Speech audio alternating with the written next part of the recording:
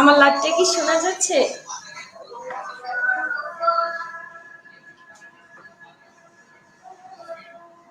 সুপ্রিয় শিক্ষার্থীরা, তোমরা সবাই কেমন আছো একটু কমেন্টে জানাও।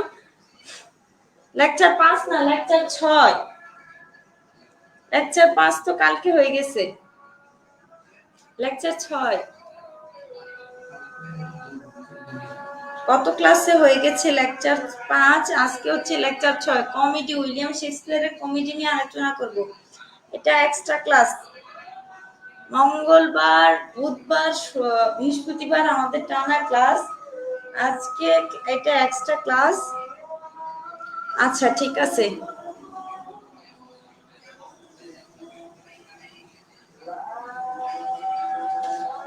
আজকে উইলিয়াম শেক্সপিয়ারের কমেডি নিয়ে আমরা কথা বলবো।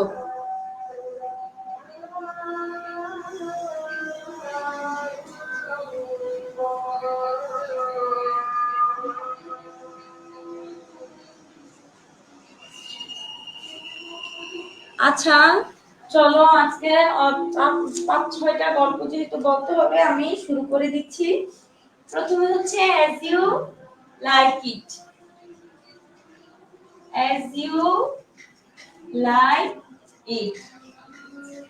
দেখো, as you like it এটা পুরোটাই একটা পিওর কমেডি ছিল।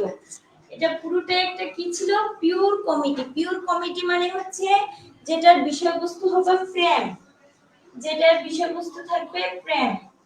উইলিয়াম শেক্সপিয়ারের যে কমেডিগুলো ছিল সেগুলো হচ্ছে বেশিরভাগ হচ্ছে প্রেম কেন্দ্রিক, মানে প্রথম দেখা যাকে ভালোবাসা সেটা কেন্দ্রিক হচ্ছে উইলিয়াম শেক্সপিয়ারের কমেডিগুলো। আর ট্র্যাজেডিগুলো হচ্ছে রিভেঞ্জ বা মার্ডার। ঠিক আছে, সাবজেক্ট ম্যাটার বা থিম যাকে আমরা বলি আর কি। ঠিক আছে, অ্যাজ ইউ লাইক ইট এর বিষয়বস্তু হচ্ছে প্রেম। এখানে দেখো,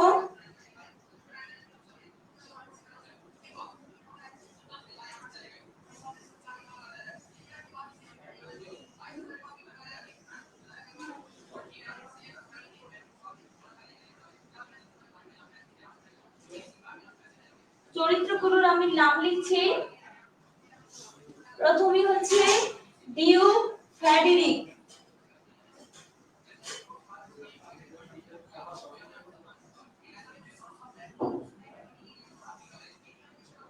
তারপর হচ্ছে ডিউক সিনিয়র,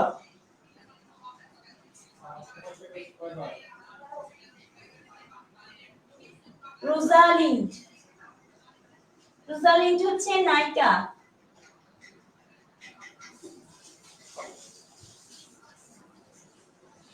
দুইটা নায়িকা এই গল্পে, দুইটা নায়িকা, রোজালিন্ড এবং হচ্ছে সিলিয়া। ঠিক আছে, 5 নাম্বার হচ্ছে অরল্যান্ডো।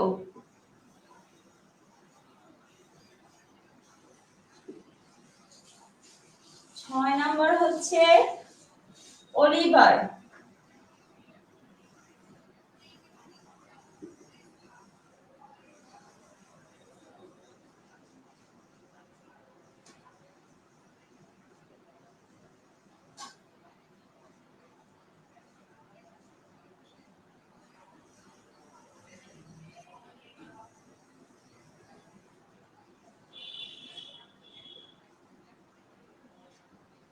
বর্তমান রাজা, ডিউক ফ্রেডেরিক হচ্ছে বর্তমান রাজা।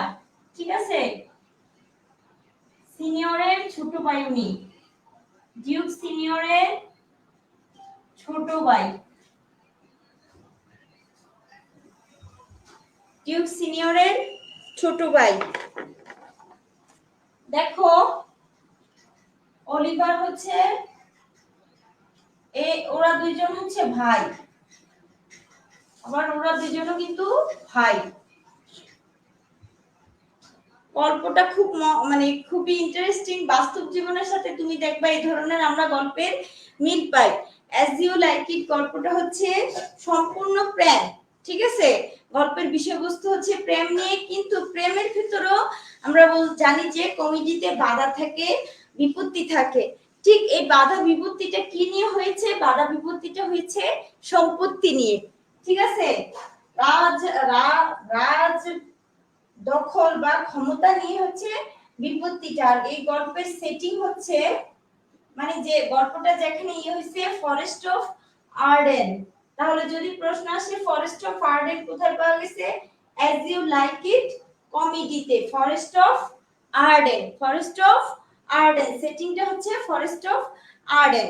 এখানে দেখো ডিউক ফেডেরিক হচ্ছে বর্তমান রাজা। গল্পের ভিতরে দেখাইছে উনি হচ্ছে বর্তমান রাজা, ঠিক আছে। ওনার বড় ভাই হচ্ছে ডিউক সিনিয়র, ঠিক আছে। এই যে বর্তমান রাজা কিন্তু হচ্ছে ডিউক ফেডেরিক, আর ডিউক সিনিয়র হচ্ছে ওনার বড় ভাই। ফেডেরিকের বড় ভাই হচ্ছে ডিউক সিনিয়র। রোজালিন্ড নায়িকা, রোজালিন্ড হচ্ছে ডিউক সিনিয়রের মেয়ে, ঠিক আছে। একটু বুঝতে হবে যেহেতু দুইটা নায়িকা দুইটা নায়ক। ডিউক সিনিয়রের মেয়ে হচ্ছে রোজালিন্ড।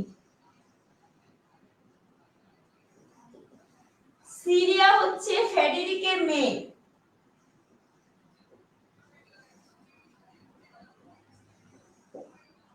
গল্পে আমরা দেখি যে ডিউক ফেডেরিককে, ঠিক আছে, এই চরিত্রটা খারাপ। এই চরিত্রটা কি করছে, ডিউক সিনিয়রকে ক্ষমতাচ্যুত করছে, বড় ভাইকে ক্ষমতাচ্যুত করছে। কে, ডিউক ফেডেরিক সিনিয়রকে, ডিউক সিনিয়রকে ক্ষমতাচ্যুত করে নির্বাসিত করছে। ডিউক ফেডেরিক গল্পে আমরা দেখি ডিউক ফেডেরিক তার বড় ভাই ডিউক সিনিয়রকে ক্ষমতাচ্যুত করে তাকে নির্বাসনে পাঠিয়ে দেয়। নির্বাসনে পাঠিয়ে দিলে ডিউক ফেডেরিক এই ফরেস্ট অফ আর্ডেনে কি করে জায়গা নেয়, ফরেস্ট অফ আর্ডেনে বসবাস শুরু করে। ডিউক ফেডেরিক যখন ডিউক সিনিয়র যখন ফরেস্ট অফ আর্ডেনে বসবাস শুরু করে, তখন কি হলো, গল্পের পুরো ঘটনা বা সেটিং বা সবকিছুই শুরু হয়েছে ফরেস্ট অফ আর্ডেন থেকে। রোজালিন্ড, সিলিয়া ওরা চাচাতো ভাই বোন, ওদের ভিতরে অনেক মিল ছিল। মিল থাকার কারণে ডিউক ফেডেরিক যখন ডিউক সিনিয়রকে রাজ্য থেকে বের করে দিছে, নিজের ভাইয়ের মেয়েকে কিন্তু বার করে নাই।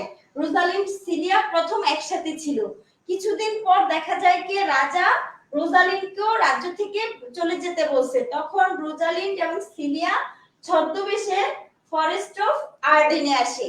তাহলে প্রথম ফরেস্ট অফ আর্ডেনে কে আসছে, ডিউক সিনিয়র, ঠিক আছে। কার দ্বারা নির্বাসিত হয়ে, ডিউক ফেডেরিক দ্বারা কি হয়েছে, ক্ষমতাচ্যুত হয়ে এবং নির্বাসিত হয়ে ডিউক সিনিয়র ফরেস্ট অফ আর্ডেনে আসছে। রোজালিন্ড সিলিয়া কি করছে, যখন ডিউক ফেডেরিক রোজালিন্ডকে বলছে তুমি চলে যাও, তখন রোজালিন্ড সিলিয়া দুইজনে কি করলো, সিলিয়া মানে ফেডেরিকের মেয়েও কি করছে ফরেস্ট অফ আর্ডেন, তারা দুইজনে ফরেস্ট অফ আর্ডেনে ঘুরতে ঘুরতে ঘুরতে ঘুরতে চলে আসে। এখানে দেখো অরল্যান্ডো আর হচ্ছে অলিভার। এখানে হচ্ছে অলিভার চরিত্রটা খারাপ। অলিভার সম্পত্তির লোভে অরল্যান্ডোকে কি করেছে, ছড়িয়ে দিতে চাচ্ছে এবং তাকে আগুনে পুড়িয়ে মারার ষড়যন্ত্র করে। অরল্যান্ডো যখন এটা জানতে পারে, তখন সে কি করে, তার রাজ্য ছেড়ে চলে আসে। আস্তে আস্তে এই ফরেস্ট অফ আর্ডেনে দেখা হয় তাদের, মানে চলে আসে। তাহলে দেখো এখানে Duke Senior, Rosalind, Celia, Orlando Orlando কি করছে, ফরেস্ট অফ আর্ডেনে চলে আসছে। খারাপ দুইটা চরিত্র কি, অলিভার এবং ডিউক ফেডেরিকের ষড়যন্ত্রের কারণে এই যে চারটা চরিত্র কোথায়, ফরেস্ট অফ আর্ডেনে কি করছে, থাকা শুরু করছে।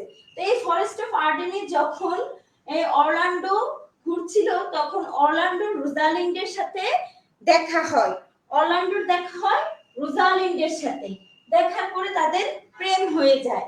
আর অলিভার তার ভাইকে খুঁজতে খুঁজতে সেই ফরেস্ট অফ আর্ডেনে সেও চলে আসে।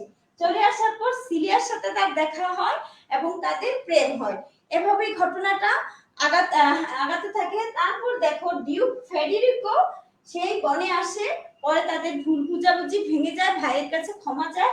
পুরো গল্পে কি হয়, এখানে দেখা যায় দুইটি চরিত্রের সাথে আরো দুইটি চরিত্রের কি হয়, মিলন হয়।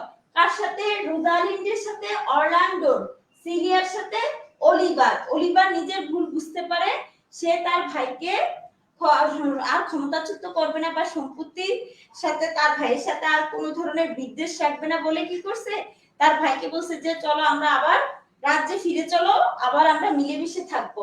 তাহলে এখানে দেখো অলিভার আর তার ভাইয়ের সাথে সম্পর্ক কি করে ফেলে, মিটমা ইয়ে করে ফেলে, আবার পুনর্স্থাপন করে। অলিভারের মিল হয় সিলিয়ার সাথে, রোজালিন্ডের মিল হয় অরল্যান্ডোর সাথে। পুরো গল্পের ঘটনা শেষ। এই গল্পে একটা জেকিউস নামের একটা চরিত্র ছিল, সেই চরিত্রটা কতগুলো দার্শনিক উক্তি করেছিল এবং ডিউক সিনিয়র মুখেও কতগুলো আমরা চিরন্তন সত্য শুনতে পেরেছি। প্রথমটা ছিল একটা যে পৃথিবীটা হচ্ছে রঙ্গমঞ্চ, যেখানে আমরা সবাই হচ্ছে অভিনেত্রী। এই যে পৃথিবীটা যে রঙ্গমঞ্চ বলছে, এটা মানে হচ্ছে মেটাফোর, ঠিক আছে, এবং আমরা যে অভিনেত্রী এটাও কিন্তু মেটাফোর। আরেকটা বলছিল যে মানুষের মতন অকৃতজ্ঞ আর কেউ নেই, ম্যান আর সো ইনগ্রেটিটিউড বলছে। এই যে চরিত্রগুলোর ভিতরে উইলিয়াম শেক্সপিয়ারে দেখো প্রেম যদিও এটা সেটিং ছিল, দেখাইছে যে একটা ভাইয়ের দ্বারা আরেকটা ভাই প্রতারিত হয়ে কিভাবে বনে বসবাস শুরু করে, তারপর তার সন্তানরাও চলে আসে। তারপর রোজালিন্ডের সাথে যে ডিউক সিনিয়র এবং ফেডেরিকের মিলন হয়। এই পুরো গল্পটার এই যে তুমি যদি ক্লাইম্যাক্সটা চিন্তা করো, এটা কিন্তু সহজ ছিল না, কিন্তু শেষে কিন্তু ভালোবাসার দুজনের মিলন দিয়ে, দ্যাট মিন্স রিংিং অফ দ্য ম্যারেজ বেল যেটাকে আমরা বলি, সেটা দিয়ে গল্পটা শেষ হয়েছে। উইলিয়াম শেক্সপিয়ারের কিছু কিছু গল্পে প্রেমটা একদম নিখাত থাকে, আর কিছু কিছু গল্পে প্রেমগুলো ডিসগাইজড মানে ছদ্মবেশ থাকে। এই গল্পে কিছু কিছু কোটেশন আছে যেগুলো ইন্টেন্স লাভ বলে বা রোমান্টিক কোটেশন আমরা বলতে পারি। এই রোজালিন্ড অরল্যান্ডোকে উদ্দেশ্য করে বলছে, অরল্যান্ডো রোজালিন্ডকে উদ্দেশ্য করে বলছে। এখন তোমরা এই গল্পটা বুঝতে পেরেছো? একটু কাইন্ডলি বলো, তারপর আমরা পরবর্তী গল্পে চলে যাব।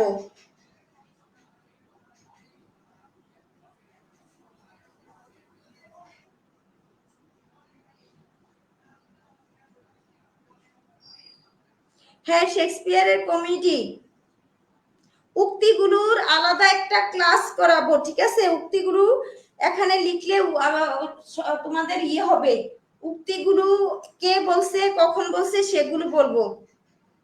শর্ট করে আরেকবার সামারি দিলে ভালো হয় ম্যাম। শর্ট করে সামারিটা হচ্ছে ডিউক সিনিয়র তার ভাই বর্তমান রাজা ডিউক ফেডেরিক দ্বারা প্রতারিত হয়ে একটা বনে আশ্রয় নেয়, ঠিক আছে। রোজালিন তার মেয়ে এবং সিলিয়া তার ভাইয়ের মেয়ে।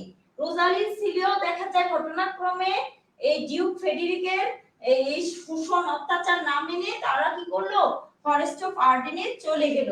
আবার এদিকে অলিভারের ষড়যন্ত্রের শিকার হয়ে অরল্যান্ডো ফরেস্ট অফ আর্ডেনে গেল। এই ফরেস্ট অফ আর্ডেনে যখন এই চরিত্রগুলো গেছে, তখন অরল্যান্ডোর সাথে রোজালিন্ডের প্রেম হয়। অলিভার তার ভাইকে খুঁজতে গিয়ে সেও ফরেস্ট অফ আর্ডেনে যায়। অলিভারের সাথে সিলিয়ার প্রেম হয়। পরে ডিউক ফেডেরিকো বনে আসে, তাদের ভুল বুঝাবুঝি ভেঙে যায় এবং তাদের ভিতরে ভাইদের ভিতরে মিল হয়। ঠিক অলিভার অরল্যান্ডোর ভিতরে মিল হয়, ডিউক সিনিয়র এবং ডিউক ফেডেরিকের ভিতরেও মিল হয়। আর এদিকে রোজালিন্ডের সাথে অরল্যান্ডোর মিল হয়, সিলিয়ার সাথে অলিভারের মিল হয়। ছোট করে বলে দিছি। হ্যাঁ, মেজার ফর মেজার ডিসকাস করব, ঠিক আছে। এই পরীক্ষাতে আসার মতন চরিত্র হচ্ছে এখানে নামগুলা রোজালিন, সিলিয়া, অরল্যান্ডো, অলিভার, আর হচ্ছে কোটেশন, ঠিক আছে, আর হচ্ছে কোটেশন।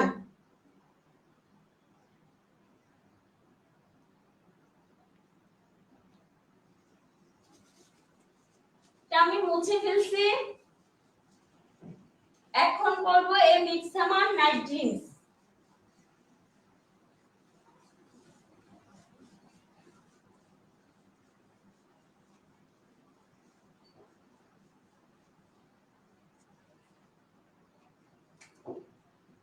A midsummer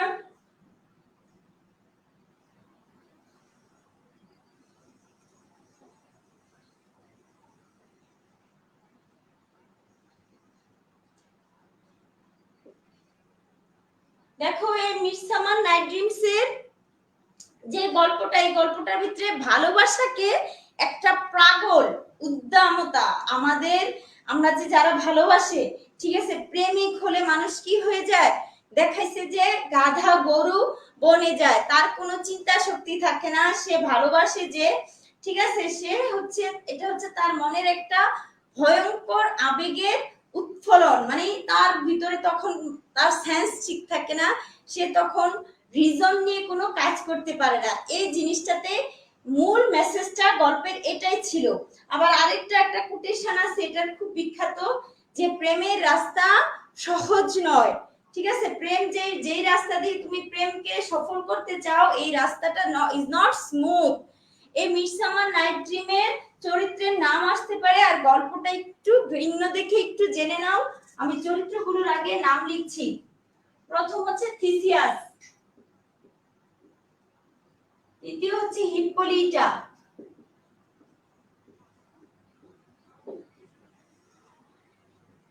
তৃতীয় হচ্ছে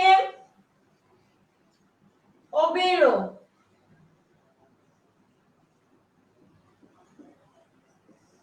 পাক, হারমিয়া, হেলেনা, 7 নম্বর হচ্ছে লাইসেন্ডার, 8 নম্বর হচ্ছে ডেমেট্রিয়াস। একটু চরিত্র নামগুলো একটু দেখে নাও, কারণ আমি এখানেও কিন্তু দুইটা নায়ক দুইটা নায়িকা।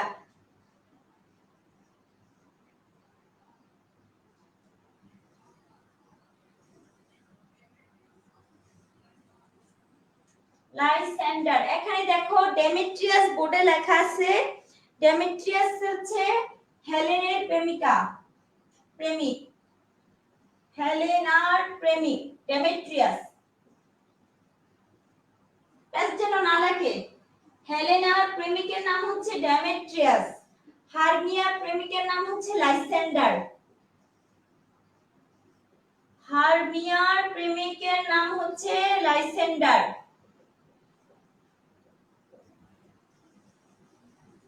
ইনি হচ্ছে পরীদের রাজা। দেখো আমাদের এই বাংলা সাহিত্যের গল্প কিন্তু অনেক মজা, এখানে গল্পগুলো সেরকম মজা পাবা না, কারণ এটা হচ্ছে ইংল্যান্ডের কনটেক্সট বা ওই ধরনের সময়ের কথা চিন্তা করে লেখা হয়েছে। আর সে ছিল অবেরোর ভৃত্য মানে চাকর, অবেরো এর চাকর। উনি হচ্ছে duke of king of Athens বলতে পারি আর কি, অ্যাথেন্সের রাজা, ঠিক আছে, ডিউক অফ অ্যাথেন্স।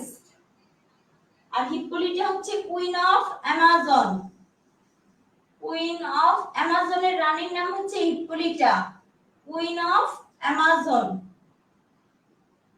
ঠিক আছে, আমি আবারও বলছি চরিত্রগুলো একটু দেখো, ঠিক আছে, ধৈর্য ধরে একটু গল্পটা শুনলেই আর এগুলো পড়া লাগবে না, কারণ এই চরিত্রগুলোর নাম বা কোটেশন আসতে পারে। থিসিয়াস হচ্ছে ডিউক অফ অ্যাথেন্স, হিপ্পোলিটা হচ্ছে কুইন অফ অ্যামাজন, অবেরো হচ্ছে পরীদের রাজা, পাক হচ্ছে ওর ভৃত্য বা চাকর, হারমিয়া হচ্ছে নায়িকা, হেলেনা হচ্ছে নায়িকা। এখানে দেখো ডেমিট্রিয়াস হেলেনার প্রেমিক, হারমিয়ার প্রেমিকের নাম হচ্ছে লাইসেন্ডার, হারমিয়ার প্রেমিকের নাম হচ্ছে লাইসেন্ডার। এখানে গল্পের প্রথম সেটিং এ দেখায় যে থিসিয়াস আর হিপ্পোলিটার বিয়ে হচ্ছে, বিয়ের প্রস্তুতি চলছে, এরকম আমাদের গল্পটা এভাবে শুরু হয়। কিন্তু তারপর দেখা যায় যে ওবেরো কি করেছে, লাভ অফ আইডলনেস, ঠিক আছে, আইডলনেস নামক এক শিশি বোতল, ঠিক আছে, এটা এক ধরনের ওষুধ, ফুলের রস তুমি যাকে বলি, এই লাইফ অফ আইডলনেস কি করছে, সবার চোখে ঠেলে দিছে, সবার চোখে ঠেলে দিয়েছে। এটা দিলে মানুষের কি হয়, প্রেম তৈরি হয়, প্রেম জাগে, চোখে এই ফুলের রসটা, এই লাইফ অফ আইডলনেস দিয়ে দিছে।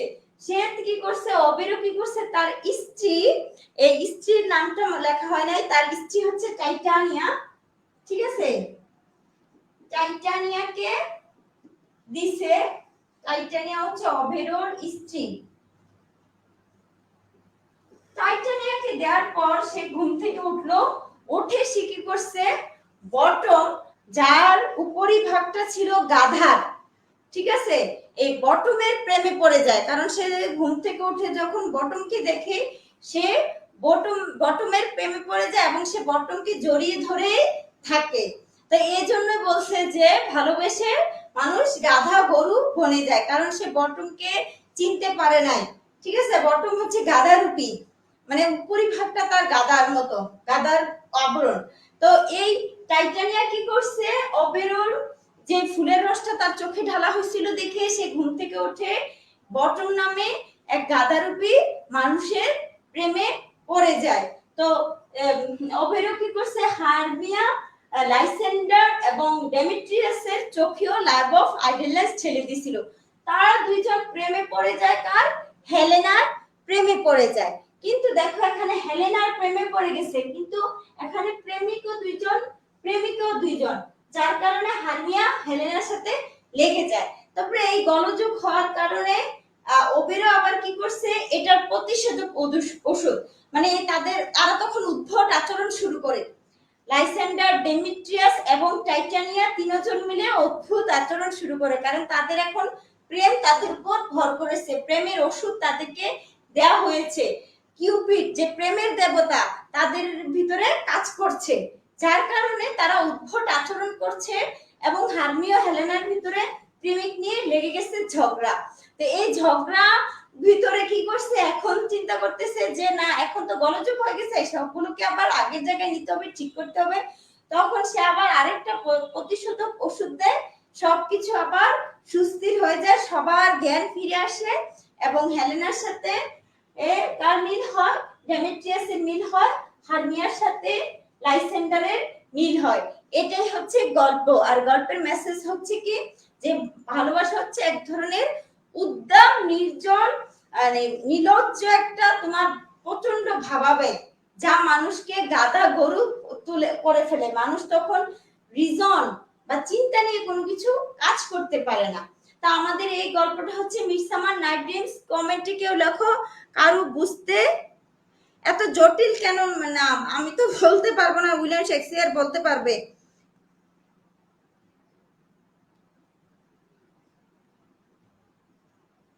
একটাতে এত চরিত্র বেশি না তো, 4-5টা করে করে চরিত্র, খালি কয়েকবার রিডিং করবা তাহলেই মনে থাকবে। চরিত্রগুলোর নাম কয়েকবার রিডিং করবা। যেমন এখানে দেখো, থিসিয়াস, হিপোলিটা, ওবেরো, পাক, হারমিয়া, হেলেনা, টাইটানিয়া, লাইসেন্ডার, ডেমেট্রিয়াস, ঠিক আছে।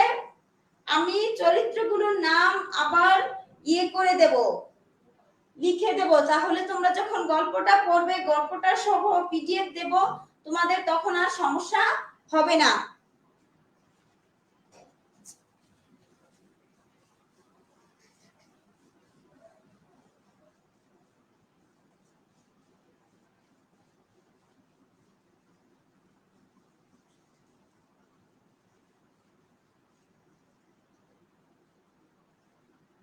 আচ্ছা, মহাত্মা গান্ধী বলেছিল, eye for an eye will make the whole world blind, মানে যদি চোখের বদলে তোমার চোখ নেওয়া হয়, পুরো পৃথিবী অন্ধ হয়ে যাবে। আমাদের এই যে গল্পটা মেজার ফর মেজার, এই গল্পটার সাথে এই কথাটার অনেকটা মিল রয়েছে। মেজার ফর মেজার মানে কি, যে তুমি যদি ইট মারো, তোমাকে পাটকেলটি খেতে হবে, বা তুমি যা করবে তা কর্মফল ভোগ করবে, ঠিক আছে। তোমার অ্যাকশন তোমাকে রিঅ্যাকশন দিবে। এখানে দেখো মেজার ফর মেজার, এটা কিন্তু ট্র্যাজি কমেডি, ব্ল্যাক কমেডি বা dark comedy. Measure for measure, এখানে এক নম্বর হচ্ছে নায়ক ডিউক ভিনসেন্ট শু। ডিউক ভিনসেন্ট শু, সে হচ্ছে অস্ট্রিয়ার রাজধানী কি, ভিয়েনা। সে হচ্ছে ভিয়েনার ডিউক। ঠিক আছে, আমি বাংলাতে লিখে দেই, ভিয়েনার ডিউক। নায়িকা হচ্ছে এখানে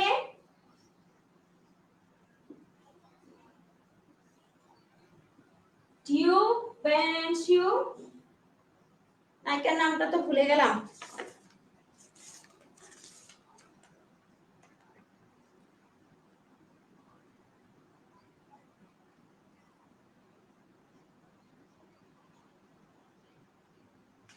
সরি, নায়িকার নাম হচ্ছে ইসাবেলা।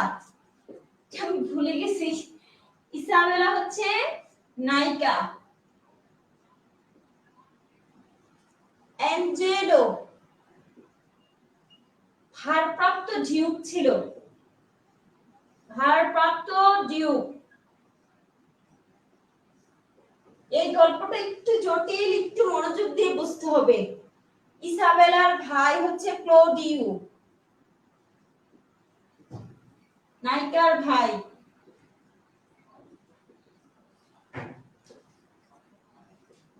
আর একটা চরিত্রের নাম জানতে হবে, সেটা হচ্ছে মারিয়ানা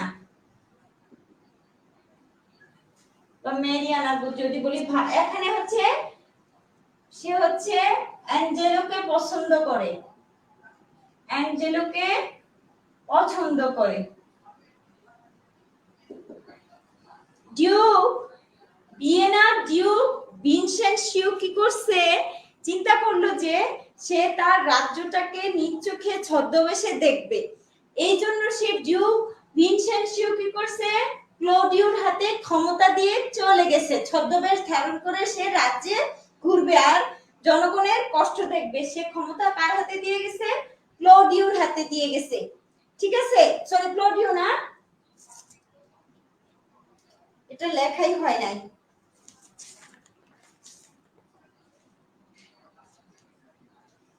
ভারপ্রাপ্ত ডিউক যে এই ভারপ্রাপ্ত ডিউকের কাছে দিয়ে গেছে। দেখো গল্পটা আবার বলি।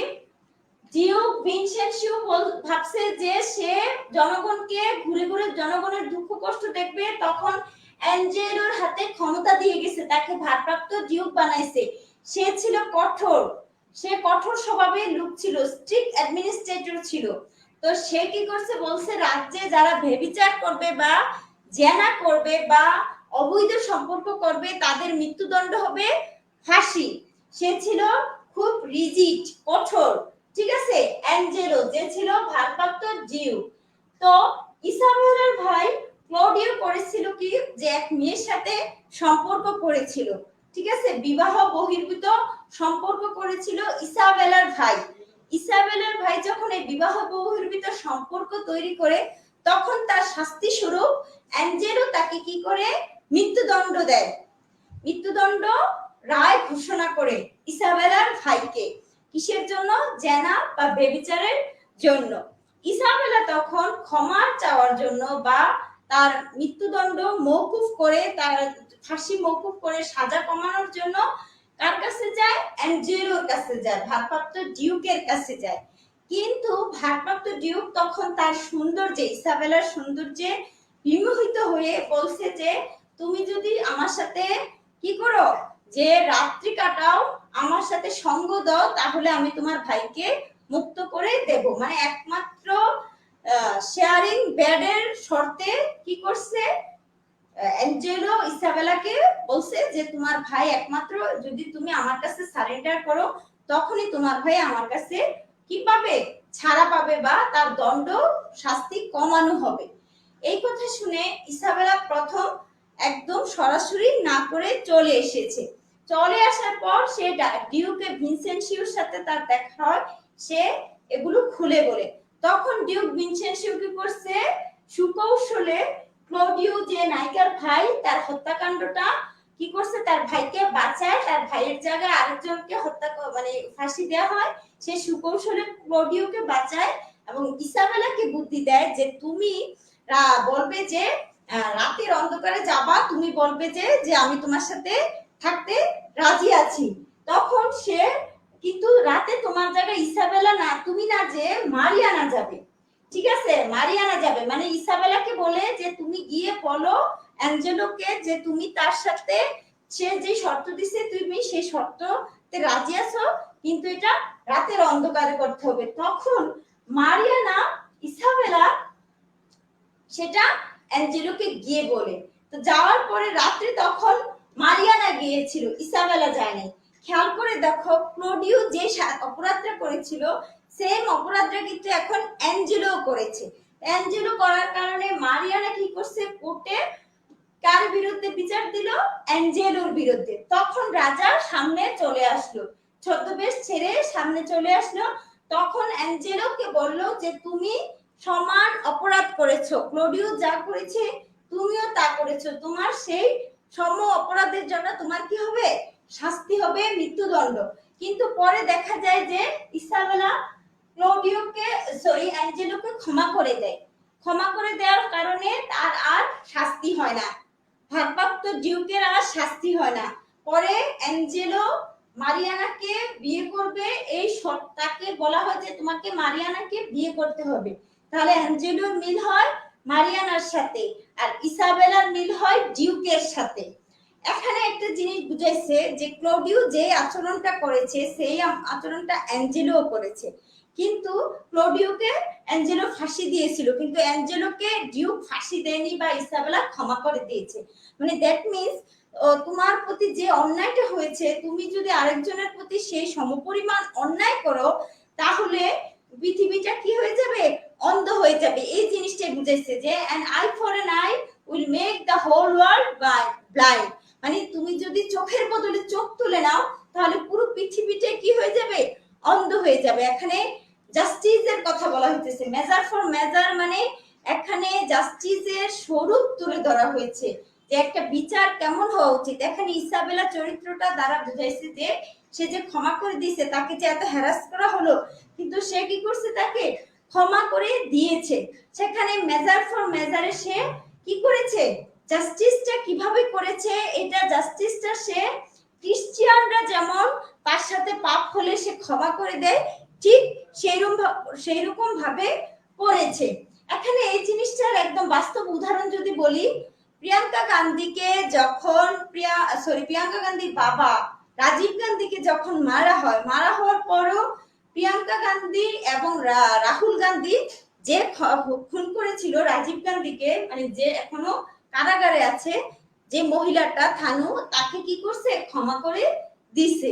মানে তোমার সাথে যদি কেউ অপরাধ করে থাকে, তুমি যদি মহত্বের পরিচয় দিতে চাও, তুমি তাকে ক্ষমা করে দিবা, এটা বুঝাইছে। এটা হচ্ছে একটা খ্রিস্টান ধর্মের একটা লেসন। এই গল্পে এই ছিল এটা মেসেজ। আশা করি তোমরা বুঝতে পারছো। গল্পটা ক্লিয়ার হয়েছে কি একটু বলো।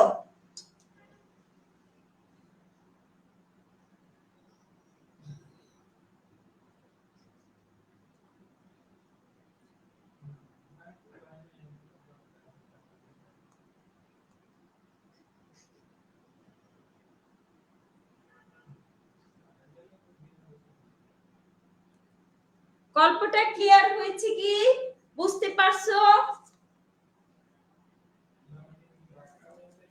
ইসাবেলার সাথে মিল হয়েছে ডিউক ভিনসেন্সিও, ঠিক আছে, যে হচ্ছে ভিয়েনার ডিউক।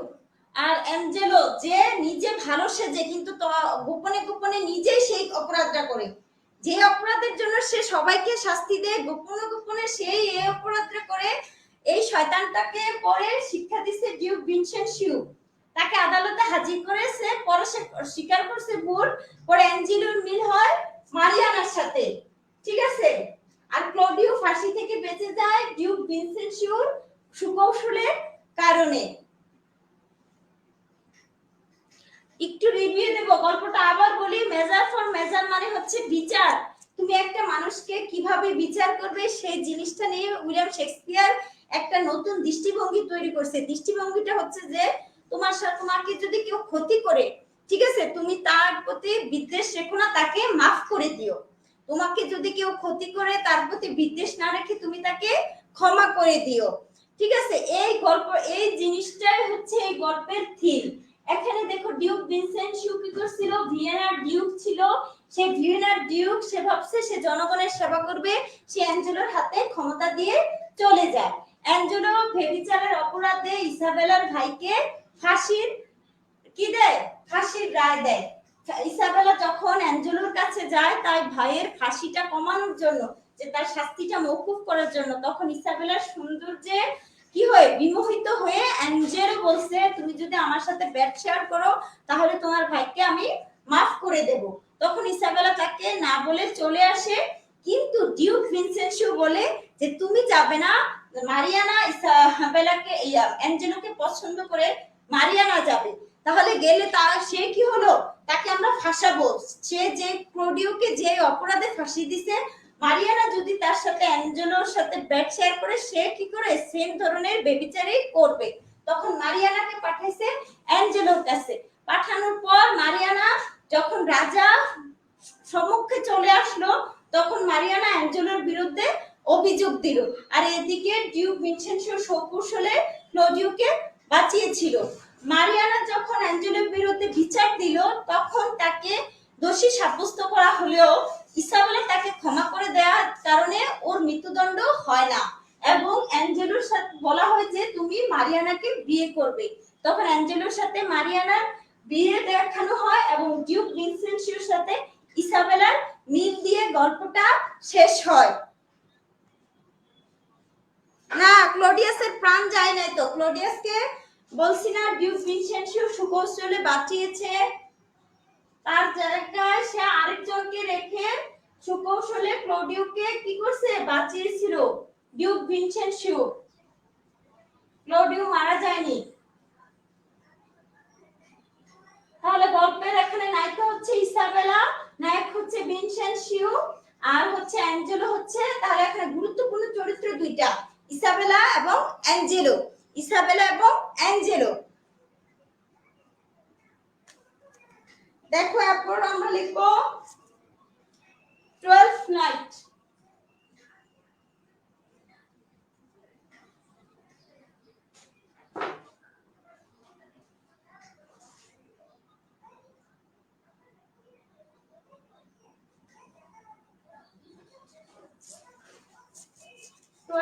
নাইট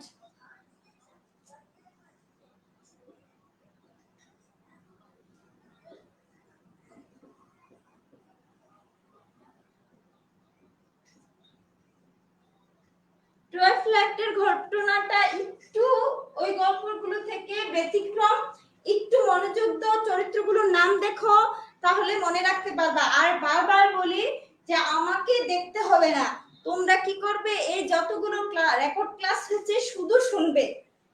তুমি বাসে থাকো, জ্যামে থাকো, যেদিকে থাকো, ধরো এখন তোমার সময়টা বসে বসে নষ্ট হচ্ছে, তুমি জ্যামে পড়ছো, তখন তুমি এই রেকর্ড ক্লাসগুলো কানে কানে শুনবা, বা যে কোনো অবসর সময় বা যে কোনো সময় যখন তোমার মুড থাকে, তখন জাস্ট শুধু ভিডিওগুলো লেকচারগুলো শুনলেও তুমি অনেক অনেক কিছু শিখতে পারবা। কারণ তোমার এখানে শোনাটা এখানে জরুরি, এটা কোনো ম্যাথ না যে তোমার বোর্ডের লেখাগুলো দেখতে হবে।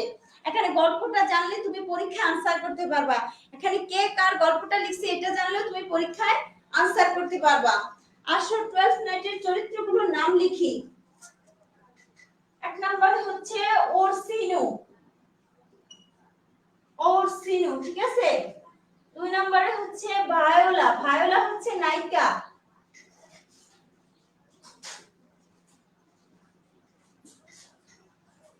ভায়োলা, তারপর হচ্ছে অলিভিয়া। চারটা চরিত্র এখানে শুধু। সিবাস্টান, ঠিক আছে, সিবাস্টান হচ্ছে ভায়োলার ভাই।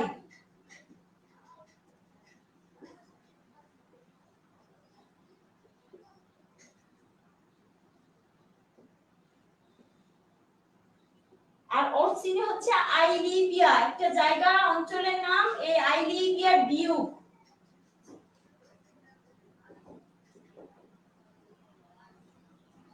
ডিউক মানে হচ্ছে রাজা, ঠিক আছে। অলিভিয়া কাউন্টের কন্যা, একজন কাউন্টের কন্যা। কাউন্ট মানে হচ্ছে একজন সম্মানিত ব্যক্তির মেয়ের নাম হচ্ছে অলিভিয়া, আর এই গল্পের এখানে নায়ক হচ্ছে ভায়োলা। ঠিক আছে, এখানে গল্পটার ভিতরে তুমি দেখো একদম রিজেকশন এন্ড অ্যাকসেপ্ট এই দুইটা জিনিসে দেখাইছে। খেয়াল করে দেখো, ওরসিনি হচ্ছে আইলিভিয়ার ডিউ, সে কি করে অলিভিয়াকে পছন্দ করে, এক পছন্দ করে তিনকে, ওরসিনো পছন্দ করে অলিভিয়াকে। ঠিক আছে, কিন্তু অলিভিয়া মনমরা হয়ে থাকে, সে সবসময় তার বাবা এবং ভাইয়ের মৃত্যুর কারণে সে কারোর সাথে কথা বলে না, দেখা করে না, সে জীবনে একদম বিতৃষ্ণ হয়ে আছে। তাহলে ওরসিনো বারবার অলিভিয়াকে প্রেমের অফার দেয়, সে কি করে রিজেক্ট করে। এদিকে ভায়োলা জাহাজ ডুবিতে এসে ওরসিনোর দেশে এসে পৌঁছায়, মানে ওরসিনোর রাজ্যে এসে পৌঁছায়। ওরসিনোর রাজ্যে এসে পৌঁছানোর পর সে কি করে ছেলের বেশ ধারণ করে, ছেলের বেশ ধারণ করার পর সে ওরসিনোর এখানে একটা চাকরি পায়। চাকরিটা কি, সে হচ্ছে তার সাথে সবসময় থাকবে সঙ্গী হিসেবে, এবং অলিভিয়াকে তার চিঠি, মানে ওরসিনোর প্রেমের চিঠি বা এভাবে চিঠি যে লিখে, এই চিঠিগুলো অলিভিয়াকে পাঠাবে। তো ভায়োলা কি করে অলিভিয়াকে চিঠিগুলো ও দিতে যায়, যখন অলিভিয়ার কাছে চিঠিগুলো দেওয়ার জন্য যায়, তখন তার কথা শুনে, তার আচরণে অলিভিয়া ভায়োলার প্রেমে পড়ে যায়। মানে ওরসিনোর হয়ে ও ভায়োলা যায় অলিভিয়ার কাছে। ওরসিনো বলছে যে তুমি অলিভিয়াকে পটাও, ভায়োলাকে বলছে। সে ভায়োলাকে পটাইতে যায়, ভায়োলা উল্টা অলিভিয়া উল্টা ভায়োলার প্রেমে পড়ে যায়। কাহিনীটাকে একদম সহজ করে বলছি। ওরসিনো ভায়োলাকে পাঠাইছে অলিভিয়ার কাছে যেন ওরসিনোকে পছন্দ করে। দেখা যায় যে ওর ভায়োলার কথা শুনে, ভায়োলা তো এখন ছদ্মবেশ ধারণ করে ছেলে হয়ে আছে, এই ছদ্মবেশী ভায়োলার প্রেমে পড়ে যায় কে, অলিভিয়া। ঠিক আছে, এর ভিতরে দেখা যায় যে সেবাস্টিয়ান আসে, আসার পর অলিভিয়া এবং ভায়োলার চেহারা একই রকম দেখতে। ভায়োলা এবং সেবাস্টিয়ানের চেহারা দেখতে একই রকম। এই 2 আর 4 এর চেহারা একই রকম, কারণ তারা ভাই বোন। কিন্তু সেবাস্টিয়ান বলে যে এটা ছেলে হলো কিভাবে, আমার তো ঘুম ছিল। তো সে এখানে এক জায়গায় কনফিউজড, আর একই রকম 2 এবং 4 এর চেহারা একই রকম হওয়ার কারণে অলিভিয়াও কনফিউজড যে সে যাকে পছন্দ করতো সে কোনটা। গল্পটা আমি আবার বলছি, ওরসিনো কাকে ভালোবাসে, অলিভিয়াকে। সে অলিভিয়াকে ভালোবাসে, যেহেতু সে ভায়োলাকে বলছে যে তুমি আমার চিঠিগুলোকে নিয়ে অলিভিয়াকে দিবা, যেন অলিভিয়া আমার প্রতি চিঠিগুলো পড়ে ভালোবাসায় মোহিত হয়। কিন্তু ঘটনা উল্টো ঘটে গেছে। ভায়োলা ছদ্মবেশী মেয়ে, ছদ্মবেশী ছেলে সেজে অলিভিয়ার কাছে যখন গেছে, অলিভিয়া উল্টো তার প্রেমে পড়ে গেছে এবং তাকে বিয়ের জন্য চাপাচাপি করতেছে, কিন্তু সে তো মেয়ে, ছদ্মবেশ ধারণ করে আছে। এর ভেতরে দেখা যায় যে গল্পে সেবাস্টিয়ান মানে ভায়োলার ভাই চলে আসে। তো ভায়োলার ভাই আর ভায়োলার চেহারা একই রকম, যার কারণে সেবাস্টিয়ান কনফিউজড হয়ে যায় যে আমাদের একই রকম চেহারা, কিন্তু আমার তো ভুল ছিল যে জাহাজ ডুবিতে হারিয়ে গেছে, এটা তো ছেলে, এটা কিভাবে সম্ভব। আবার অলিভিয়ার দুইজন ভায়োলা এবং সেবাস্টিয়ানের চেহারা একই রকম দেখে চিনতে পারতেছে না, তখন অলিভিয়া কনফিউজড হয়ে যায়। তখন ভায়োলা তার ছদ্মবেশ খুলে বলে যে আমি হচ্ছি ভায়োলা। তখন দেখো ভায়োলা তো ছদ্মবেশ খুলে ফেলে, তার আসল চরিত্র চলে আসে, তাহলে সে মেয়ে। ভায়োলা আবার ওরসিনোকে পছন্দ করত। তো অলিভিয়া যেহেতু ছদ্মবেশী ভায়োলাকে পছন্দ করত, এজন্য অলিভিয়ার মিল হয়েছে সেবাস্টিয়ানের সাথে, অলিভিয়ার মিল হয়েছে সেবাস্টিয়ানের সাথে, ভায়োলার মিল হয়েছে ওরসিনোর সাথে। মানে যার অধীনে চাকরি করত তাকেও সে ভালোবাসতো মনে মনে, কিন্তু কখনো প্রকাশ করেনি, তার সাথে তার মিল হয়েছে। আমি গল্পটা আবার বলছি, একটু মনোযোগ দিয়ে শোনো। গল্পটা হচ্ছে ওরসিনো অলিভিয়াকে পছন্দ করে, তাকে রাজি করানোর জন্য ভায়োলাকে দিয়ে চিঠি পাঠাতো। ভায়োলা যখন অলিভিয়ার কাছে চিঠি নিয়ে যেত, তখন অলিভিয়া উল্টা ভায়োলার প্রেমে পড়ে যায়, ওরসিনোর প্রেমে না পড়ে, এবং তাকে বিয়ে করতে পিড়াপিড়ি করে।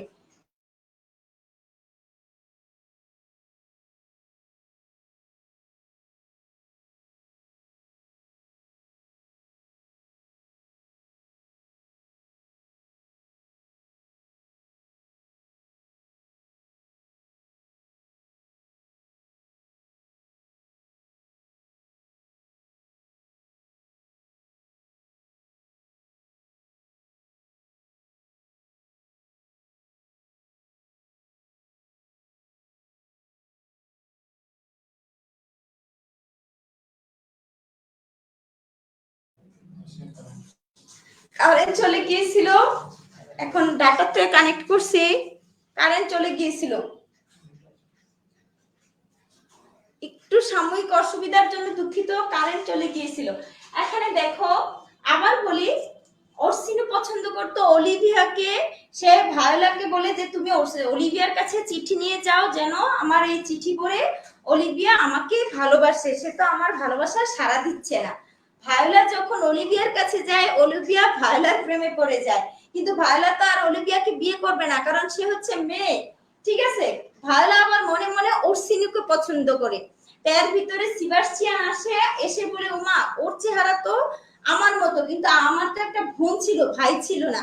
হ্যাঁ, আর অলিভিয়া কনফিউজড হয়ে যায় ভায়োলা এবং সেবাস্টিয়ানের একই রকম চেহারা দেখে, ঠিক আছে। কিন্তু গল্পের শেষ পর্যন্ত অলিভিয়া তার মুখোশ খুলে ফেলে, সে আসল রূপে আসে, তখন ভায়োলার সাথে অর্সিনোর মিল দেয়, আর সেবাস্টিয়ানের সাথে অলিভিয়ার মিল হয়। গল্প শুধু একটু এতটুকুই, আর কোনো বাড়তি কোনো কিছু নাই, একদম সহজ গল্প।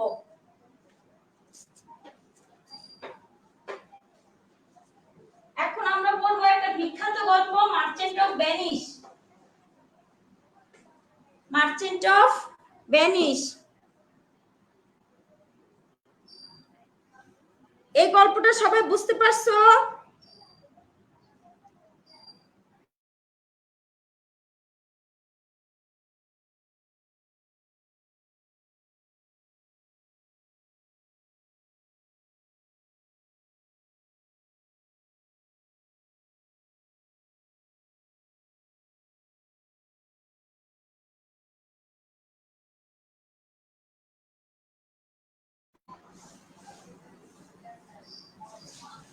আমরা অ্যাজ ইউ লাইকে দুইটা প্রেমিক দুইটা প্রেমিকা পেলাম, রোজালিন, সিলিয়া, অরল্যান্ডো, অলিভার।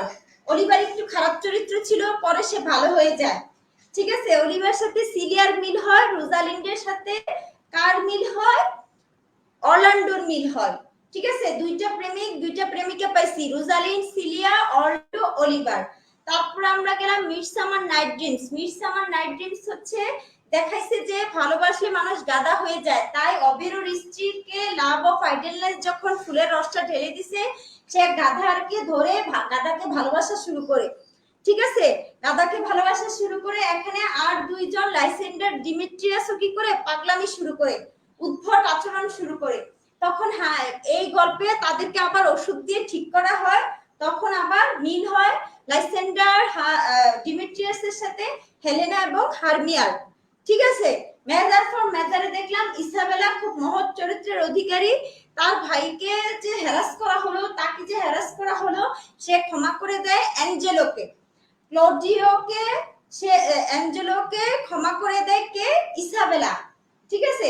ইসাবেলার মিল হয় ভিনসেন্ট শিউর সাথে, ইসাবেলার মিল হয় ভিনসেন্ট শিউর সাথে। তারপরে আমরা চলে আসলাম 12th নাইটে। 12th নাইটে ছিল নায়িকা ছিল কে? ভায়োলা। ভায়োলা পছন্দ করতো অর্সিনোকে, কিন্তু সে অলিভিয়ার কাছে যায়, কিন্তু অলিভিয়া তার প্রেমে পড়ে যায়, কিন্তু শেষ পর্যন্ত দেখা যায় যে অর্সিনোর সাথে মিল হয় কার? ভায়োলার। আর অলিভিয়ার সাথে মিল হয় ভায়োলার ভাইয়ের সিবাস্টিয়ানের, ঠিক আছে। কাহিনী এতটুকুই, এতক্ষণ যা গল্পগুলো বলছি। এখন দেখো আমরা লিখবো মার্চেন্ট অফ ভেনিস। মার্চেন্ট মানে হচ্ছে ব্যবসায়ী, ভেনিস তো জানো ইতালির একটি শহরের নাম, ঠিক আছে। এখানে দেখো চরিত্রটা, প্রথম যে চরিত্রটা পরীক্ষা আসার মতো চরিত্র, শাইলক, যে ছিল একজন সুদখোর, ইহুদি সুদখোর, ইহুদি সুদখোর।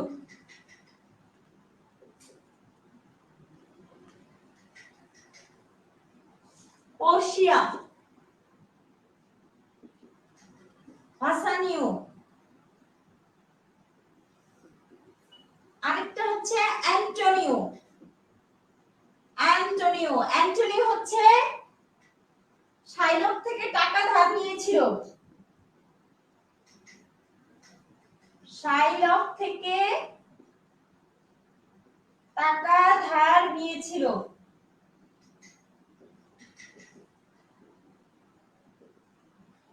অ্যান্টনির বন্ধু হচ্ছে ভাসানিও, অ্যান্টোনিওর বন্ধু হচ্ছে এই যে ভাসানিও। এখানে দেখো গল্পটাতে,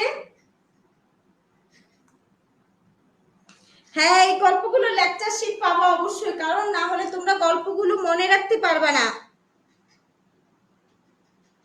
এখানে দেখো মার্চেন্ট অফ ভেনিসে এই গল্পটা মজার, ওই গল্পগুলো আমার কাছে খুব বেশি একটা ভালো লাগে নাই, এই গল্পটা আমার খুব ভালো লাগছে।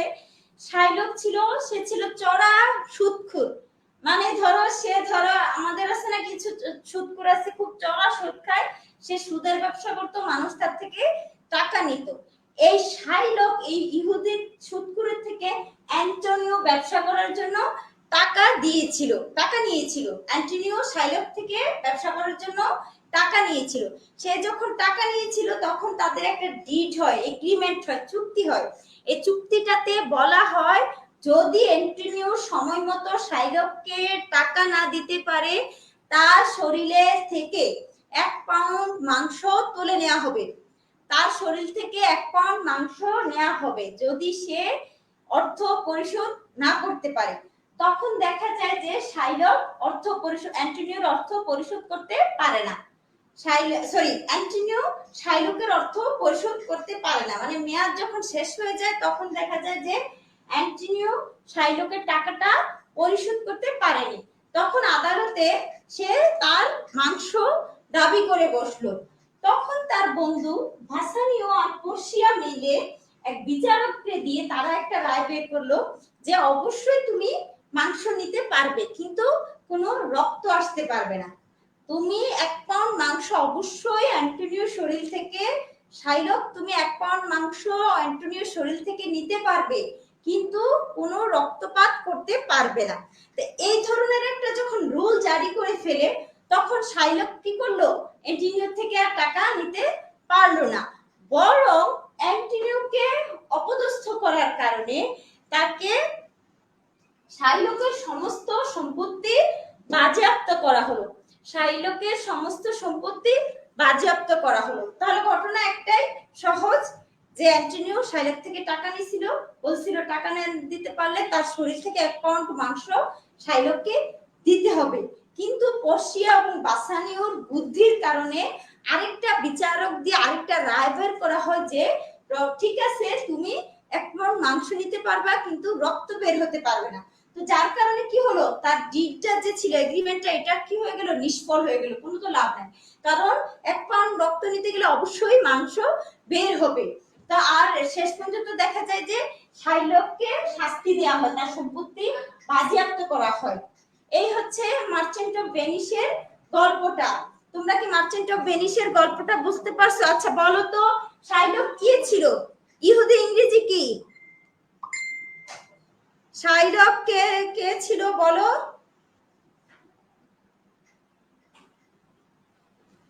হ্যাঁ গল্পগুলো সহজ, চরিত্রগুলোর নাম কঠিন আর কি। এখন বৃষ্টি চলে আসছে, সমস্যা হবে এত কথা শুনতে। শাইলক কি ছিল? জিও, গুড, রেড আইজ, গুড, সবাই অ্যান্সার দিচ্ছ, জিও গুড।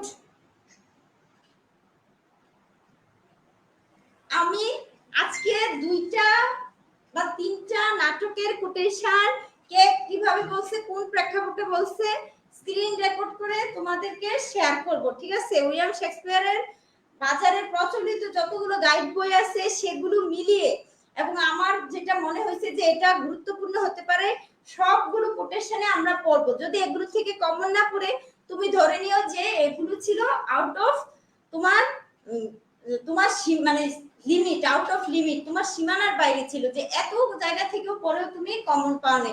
আমি প্রত্যেকটা গল্পেরই যেগুলো গুরুত্বপূর্ণ কোটেশন এগুলো পড়া তোমাদেরকে শেয়ার করার চেষ্টা করব। সবাই আনসার দিছো। ইহুদি সুদখোর, সুদখোর হচ্ছে, ইহুদি সুদখোর মানে হচ্ছে জিউস। এখানে এটা মুছে ফেলছি, পরীক্ষা আসার মতো হচ্ছে শুধু শাইলক।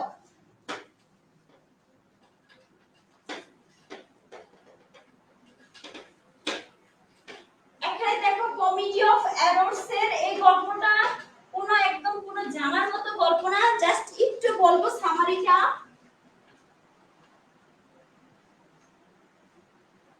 কমিটি অফ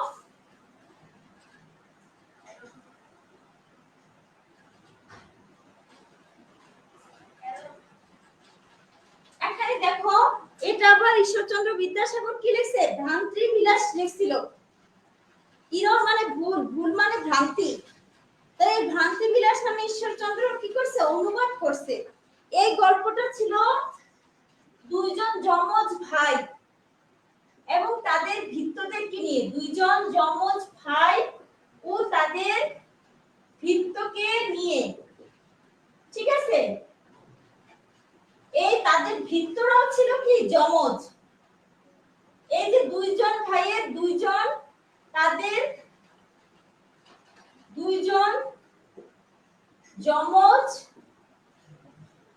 ভৃত্যকে নিয়ে জাস্ট একটু জানলে চলবে যমজ ভাইয়ের নাম হচ্ছে অ্যান্টিফোলাস ঠিক আছে আর ভৃত্যগুলোর নাম হচ্ছে ড্রোমিও পরীক্ষা আসার মতো কোনো তথ্য না এটা খুব বেশি গুরুত্বপূর্ণ না পরীক্ষা আসলে ভ্রান্তি বিলাস যেটা বলছে ঈশ্বরচন্দ্র বিদ্যাসাগর এটাই আসতে পারে জাস্ট এটা তুমি জেনে রাখো যে কমিটি অফ হিরোস হচ্ছে দুইজন যমজ ভাই এবং তাদের দুইজন ভৃত্য যারাও ছিল যমজ তাদেরকে নিয়ে তো যমজ ভাই মানে একই রকম চেহারা ঠিক আছে ভৃত্যগুলো যমজ দেখা যায় যে এই জনের যমজের সাথে এই জনের ভৃত্য আরেকজনের ভৃত্যর সাথে কথা হয় আবার আরেকজনের ভৃত্য মালিকের সাথে আরেকজনের যমজ কথা পেশ লেগে যায় তাই এখান থেকে এই পেশ শুরু হয় পরে গল্পের শেষে দেখানো হয় যে এই ভুল ভাঙে তো এখানে তোমার খুব ডিপলি এটা পড়ার কিছু নাই এটা থেকে পরীক্ষায় আসবে না শুধু জাস্ট কমিটি অফ ইরর যে দুইজন যমজ ভাই এবং দুইজন যমজ ভৃত্য বা চাকরকে নিয়ে এটা জানলে চলবে তারপর দেখো টেমিং অফ দ্য শ্রু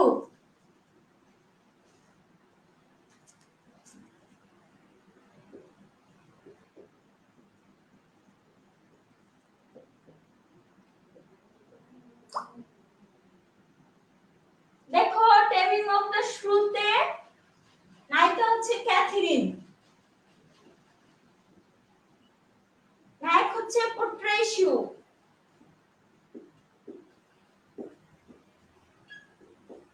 এটা কিন্তু মূল গল্প না গল্প কিন্তু আরেকজনকে দেখাইছে এখানে গল্পে দেখাইছে যে একটা মদখোর একটা লোক মদ খাইছে মদ খেয়ে সরাইখানাতে গেছে ঠিক আছে তখন কি করছে একটা রাজা পদমর্যাদার একজন লোক কি করছে তাকে রাজ সবাই নিয়ে এসে একটা নাটক মঞ্চস্থ করা হয়েছে তার সামনে এই মঞ্চস্থিত নাটকটাই হচ্ছে টেমিং অফ দ্য শ্রু আর এটার নায়িকা ছিল ক্যাথরিন নায়ক ছিল পোট্রেশিও ক্যাথরিন ছিল বদ্রাগী মহিলা যার ছিল খুব রাগ মানে শ্রু ঝগড়াটে ঠিক আছে ঝগড়াটে মহিলাকে বলা হয় শ্রু কি করছে সেই মহিলাকে সেই পোট্রেশিও বিয়ে করার পর দেখে মানে সবাই ক্যাথরিনকে ভয় পায় ক্যাথরিনের এত বদমেজাজ কেউ ওকে বশ করতে পারে না কিন্তু পোট্রেশিও তার বুদ্ধিমত্তা দিয়ে তার চাতুর্য দিয়ে তার ভালোবাসা দিয়ে এবং তার উপস্থিত বুদ্ধি দিয়ে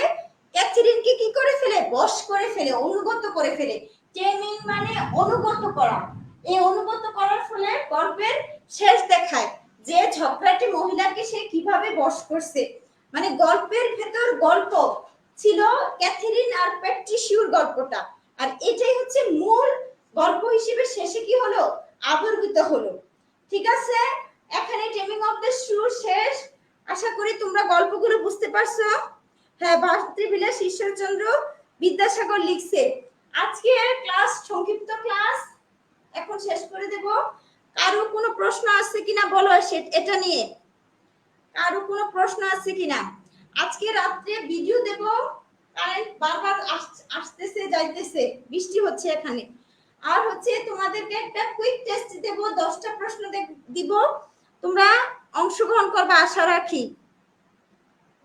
কারো কোনো প্রশ্ন থাকলে বলতে পারো কারো কোনো প্রশ্ন রয়েছে তাহলে আমি আবার আরেকবার রিভিউ দিয়ে সব শেষ করে দিচ্ছি as you like it হচ্ছে পিওর কমেডি এবং প্রেমের বিষয় প্রেম নিয়ে লাভ এট ফার্স্ট সাইট নিয়ে প্রথম দেখায় প্রেমে পড়ে যায় এরকম বিষয় নিয়ে অ্যাজ ইউ লাইক ইট এর নায়ক ছিল, নায়ক দুইজন ছিল অরল্যান্ডো অলিভার, নায়িকা দুইজন ছিল রোজালিন্ড সিলিয়া। ঠিক আছে, নায়িকা দুইজন রোজালিন্ড সিলিয়া, নায়ক ছিল অলিভার।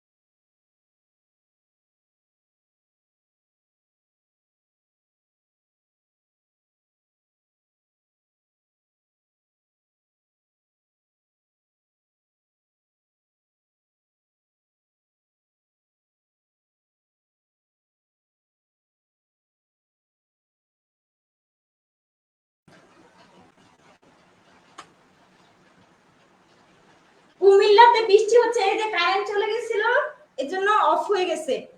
ঠিক আছে, কারেন্ট চলে গেছিল এজন্য অফ হয়ে গেছে। কারো কোনো প্রশ্ন থাকলে করতে পারো কমেন্টে। রাত্রে একটা টেস্ট নেব, 10টা প্রশ্ন দেব। এতদিন যা পড়িয়েছি, ঠিক আছে, এতদিন যা পড়িয়েছি তার থেকে প্রশ্ন নেব। আর আমি গল্পটা আবার সবগুলার একটু রিভিউ দেই, তোমরা শুনেছো আবার একটু শুনে নাও যেন মনে থাকে। As you like it বলছি, এখন বলবো midsummer night dreams. Midsummer night dreams এ অবেরোর লাভ অফ আইডিয়ালনেস এর কারণে টাইটেনিয়া অবেরোর স্ত্রী এবং লাইসেন্ডার ডিমেট্রিয়াস পাগলামি করে, পরে তাদের পাগলামি আবার প্রতিষেধক এন্টি, যেটাকে বলে যে মানে প্রতিষেধক ওষুধ, সে ওষুধ তাদেরকে আবার চোখে ঢেলে দেওয়া হয়, তারপর তারা সুস্থির হয়। ঠিক আছে, মেজার ফর মেজার হচ্ছে ইসাবেলা হচ্ছে নায়িকা, অ্যাঞ্জেলো হচ্ছে শয়তান, আর ডিউক বেনসেনসিউর কারণে ক্লোডিউ বেঁচে যায় এবং অ্যাঞ্জেলার সাথে ভিনসেনসিউর মিল হয়। ক্লোডিউ যে ব্যভিচার করেছিল তার জন্য তাকে ক্ষমা করা হয়, কারণ সে বলছে সে মারিয়ানাকে বিয়ে করবে। ঠিক আছে, তারপরে আমরা পড়ছিলাম কি 12th নাইট। অলিভিয়া হচ্ছে এখানে ভায়োলা নায়িকা, ভায়োলা অলিভিয়ার তোমার অলিভিয়ার কাছে যায় ওরসিনোর চিঠি নিয়ে, কিন্তু অলিভিয়া ভায়োলার প্রেমে পড়ে যায়। শেষে দেখা যায় যে তাদের ভুল ইয়ে হয়, অলিভিয়ার সাথে কার মিল হয়, সেবাস্টিয়ানের মিল হয়, আর হচ্ছে তোমার ভায়োলার সাথে নায়ক ওরসিনোর মিল হয়। তারপর আমরা বললাম কি merchant of Venice. Merchant of ভেনিসে আমরা দেখছি যে 1 পাউন্ড টাকা পরিশোধ না করতে পারলে তোমার 1 পাউন্ড মাংস কেটে নেওয়া হবে, অ্যান্টনির শরীর থেকে 1 পাউন্ড মাংস কেটে নেওয়া হবে। এই শর্তে শাইলক কিছু টাকা ধার দেয় কাকে, অ্যান্টনিওকে। পরে উল্টা শেয়ারও ফেসে যায়। ঠিক আছে, তার সম্পত্তি বাজেয়াপ্ত করা হয়। আজকে মোটামুটি যেগুলো বিখ্যাত কমেডি ছিল সেগুলো নিয়ে কথা বলেছি, আর বাকিগুলো তেমন, যেমন মাচ এডো অ্যাবাউট নাথিং, এগুলো খুব বেশি গুরুত্বপূর্ণ না, পরীক্ষায় আসার মতো না। তারপরেও চেষ্টা করেছি কিছু কিছু গল্প দেওয়ার জন্য। আজকে আমাদের ক্লাস এখানেই শেষ। আমরা টানা ইনশাআল্লাহ মঙ্গলবার, বুধবার, বৃহস্পতিবার যদি সুযোগ পাই তোমাদেরকে শুক্রবারে ক্লাস নেওয়ার চেষ্টা করব, যেন তোমরা সিলেবাসটা গত মাসের 10 তারিখের ভেতরে যেন শেষ করে ফেলতে পারো।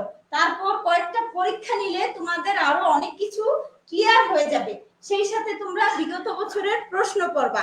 আর আমি যা ক্লাসে পড়াই তা পড়লে বিগত বছরের প্রশ্ন অবশ্যই কভার করবে, তোমাকে জাস্ট রিভিশন দিলেই চলবে। আরো কিছু বলার আছে?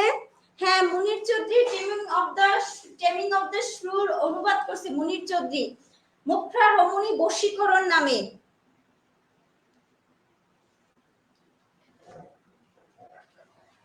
আচ্ছা, তাহলে সবাই ভালো থাকো, সবাইকে অনেক ধন্যবাদ।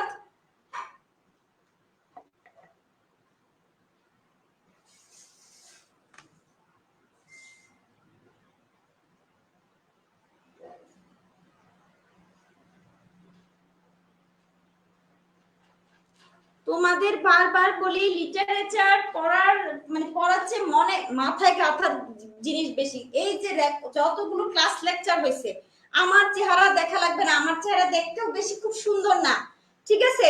তোমরা জাস্ট কানে দিয়ে ইয়ারফোন লাগিয়ে শুধু শুনবে কি বলছি।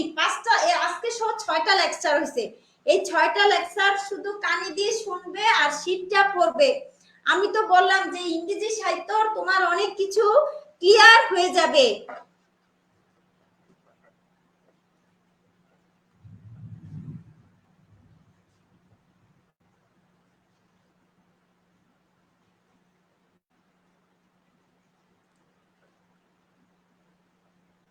সবাই ভালো থাকো, খুব ভালো করে পড়ো। আমি লাইভটা অফ করে দিচ্ছি।